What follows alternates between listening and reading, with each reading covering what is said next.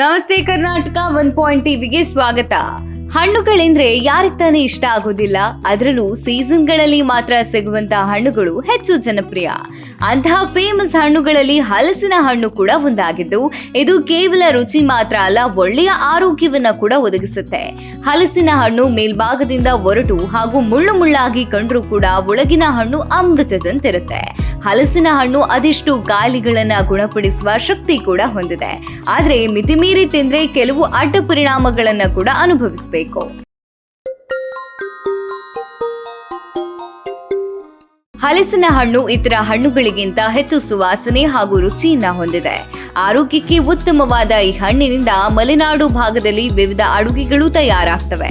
ಹಲಸಿನ ಹಣ್ಣಿನ ಸೀಸನ್ ಬಂದ್ರೆ ಹಲಸಿನ ಹಲ್ವಾ, ದೋಸೆ, ಪಲ್ಯ, ಹಪ್ಪಳ, ಬೆಲ್ಲ, ಚಿಪ್ಸ್ ಹೀಗೆ ಅನೇಕ ಬಗೆಯ ಆಹಾರ ಪದಾರ್ಥಗಳನ್ನು ಸವಿಯಬಹುದು.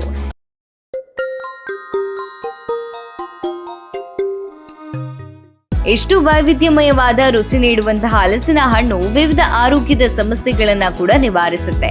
ಈ ಹಣ್ಣಿನಲ್ಲಿ ವಿಟಮಿನ್ಗಳು, ಖನಿಜಾಂಶಗಳು, ಕಾರ್ಬೋಹೈಡ್ರೇಟ್, ಎಲೆಕ್ಟ್ರೋಲೈಟ್ ಅಂಶ, ಪೊಟ್ಯಾಷಿಯಂ ಹಾಗೂ ನಾರಿನ ಅಂಶಗಳು ಯಥೇಚ್ಛವಾಗಿ ಹೊಂದಿರೋದ್ರಿಂದ ಆರೋಗ್ಯ ಸುಧಾರಣೆಗೆ ಕೂಡ ಇದು ಸಹಕರಿಸುತ್ತೆ.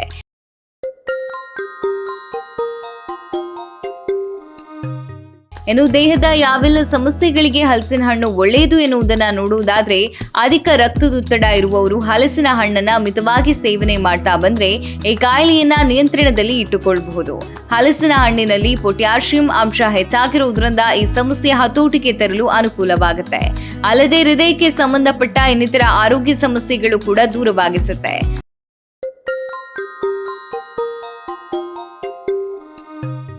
ಹೌದು, ಉತ್ತಮ ಹೃದಯದ ಆರೋಗ್ಯಕ್ಕೂ ಕೂಡ ಹಲಸಿನ ಸೇವನೆ ಒಳ್ಳೆಯದು.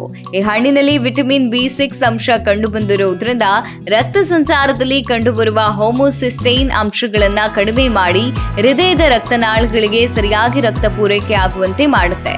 ಇದರಿಂದ ಹೃದಯ ಸಂಬಂಧಿ ಕಾಯಿಲೆಗಳ ಸಂಭವ ಕಡಿಮೆ ಆಗುತ್ತೆ.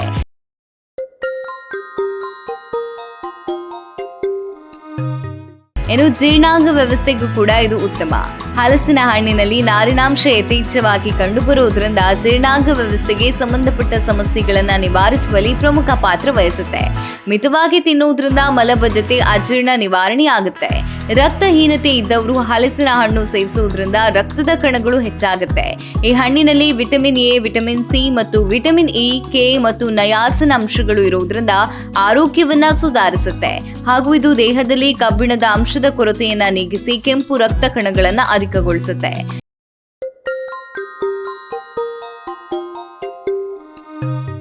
ಕ್ಯಾನ್ಸರ್ ಕಾಯಿಲೆಯಿಂದ ಇದು ರಕ್ಷಿಸುತ್ತದೆ. ಹಲಸಿನ ಹಣ್ಣಿನಲ್ಲಿ ಆಂಟಿ ಆಕ್ಸಿಡೆಂಟ್ ಹಾಗೂ ಫ್ಲೇವಾನಾಯ್ಡ್ ಅಂಶಗಳು ಕೂಡ ಹೆಚ್ಚಿನ ಪ್ರಮಾಣದಲ್ಲಿ ಕಂಡುಬರುತ್ತೆ. ಅದರಲ್ಲೂ ಆಂಟಿ ಆಕ್ಸಿಡೆಂಟ್ ಅಂಶಗಳು ದೇಹದಲ್ಲಿರುವ ಫ್ರೀ ರಾಡಿಕಲ್ಗಳ ವಿರುದ್ಧ ರಕ್ಷಣೆ ನೀಡುತ್ತೆ. ಇದರಿಂದ ಕ್ಯಾನ್ಸರ್ ಕಣಗಳು ತಮ್ಮ ದೇಹದಲ್ಲಿ ಉತ್ಪತ್ತಿಯಾಗುವುದನ್ನು ತಡೆಯಲು ನೆರವಾಗುತ್ತೆ.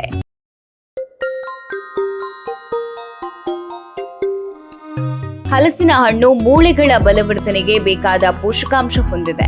ಒಂದು ಹಿಡಿ ಹಲಸಿನ ಹಣ್ಣಿನಲ್ಲಿ ಸುಮಾರು 56.1 ಮಿಲಿಗ್ರಾಂ ಕ್ಯಾಲ್ಸಿಯಂ ಇದೆ ಎಂದು ಹೇಳಲಾಗುತ್ತೆ. ಹಾಗಾಗಿ ಹಲಸಿನ ಹಣ್ಣು ತಿನ್ನುವುದರಿಂದ ಮೂಳೆ ಸಮಸ್ಯೆಗಳು ಬರುವುದಿಲ್ಲ ಮತ್ತು ಮೂಳೆಗಳು ಬಲಗೊಳ್ಳುತ್ತೆ. ಇಷ್ಟೇ ಅಲ್ಲದೆ ಥೈರಾಯ್ಡ್ ಸಮಸ್ಯೆಯಿಂದ ಬಳಲ್ತಾ ಇರುವವರಿಗೆ ಹಲಸಿನ ಹಣ್ಣು ಒಳ್ಳೆಯ ಮೆಡಿಸಿನ್.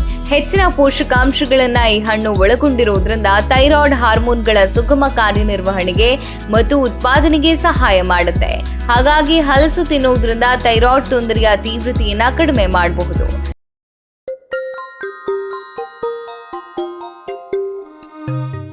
ನೋಡಿದ್ರಲ್ಲ, ಹಲಸಿನ ಹಣ್ಣಿನ ಸೇವನೆಯಿಂದ ಎಷ್ಟೆಲ್ಲ ಆರೋಗ್ಯದ ಸಮಸ್ಯೆಗಳನ್ನ ನಿವಾರಿಸಬಹುದು ಎಂಬುದನ್ನ. ವರ್ಷಕ್ಕೆ ಒಂದೇ ಸೀಸನ್ ನಲ್ಲಿ ಸಿಗುವಂತಹ ಹಲಸು ಮಿತವಾಗಿ ತಿನ್ನುವುದರಿಂದ ಹೀಗೆ ಆರೋಗ್ಯವನ್ನ ಸುಧಾರಿಸಬಹುದು. ಇನ್ನು ಅತಿಯಾದ್ರೆ ಅಮೃತ ಕೂಡ ವಿಷ ಇರುವ ಗಾದೆಯಂತೆ ಹಲಸಿನ ಹಣ್ಣನ್ನ ಮಿತಿಮೀರಿ ತಿನ್ನುವುದರಿಂದ ಕೆಲವು ಅಡ್ಡ ಪರಿಣಾಮ ಕೂಡ ಅನುಭವಿಸಬೇಕಾಗುತ್ತೆ.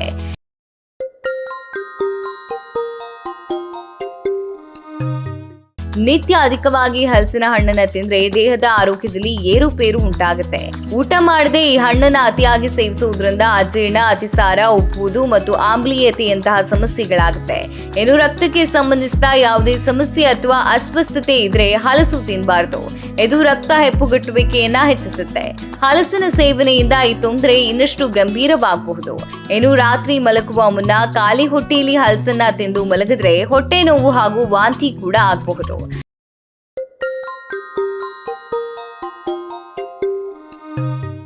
ಹಲಸಿನ ಹಣ್ಣು ದೇಹದ ಅನೇಕ ರೋಗಗಳ ನಿವಾರಣೆಗೆ ಅನುಕೂಲವಾಗಿರುವುದರಿಂದ ಹಲಸಿನ ಸೀಸನ್ ನಲ್ಲಿ ಮಿಸ್ ಮಾಡದೆ ಹಣ್ಣನ್ನ ಸೇವಿಸುವುದು ಅಗತ್ಯ. ಹಣ್ಣು ಮಾತ್ರ ಅಲ್ಲ, ಅದರಿಂದ ತಯಾರಾಗುವಂತಹ ಅನೇಕ ಆಹಾರ ಪದಾರ್ಥ ರುಚಿಯ ಜೊತೆಗೆ ದೇಹಕ್ಕೆ ಆರೋಗ್ಯವನ್ನ ಒದಗಿಸುತ್ತೆ. ಆದ್ರೆ ಕೊಂಚ ಮಿತಿಯಾಗಿ ಹಲಸಿನ ಹಣ್ಣನ್ನ ತಿನ್ನುವುದು ಉತ್ತಮ.